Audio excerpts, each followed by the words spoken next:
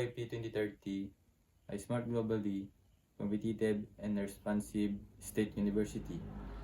Mission: UIP is committed to reducing globally competent and precious human resources, generating advanced knowledge, and developing innovative technologies for the sustainable development of society. Core values: impetus, innovativeness, motivation, professionalism, excellence, transparency and accountability, unity and teamwork, sustainability. Motto: Sapientia et virtus in posterum, wisdom and virtue for the future.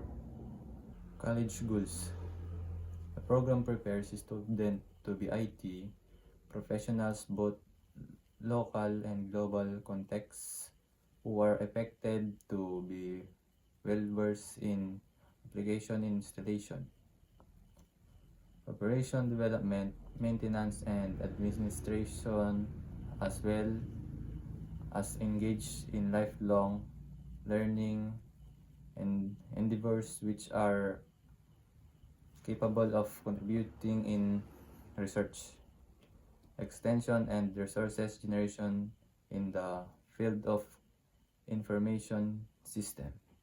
Program objective: the graduate will be competent professionals with integrated understanding of computer system, process, and the main body of knowledge being in the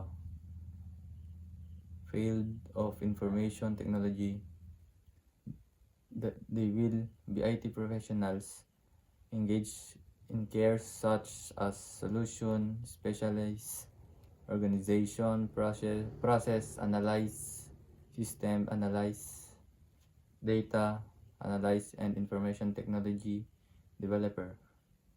Number 2, capable of engaging professional growth, competent and technology oriented, participating in lifelong learning activities relevant to the profession, which included earning higher learning degrees or completing professional advancement trainings.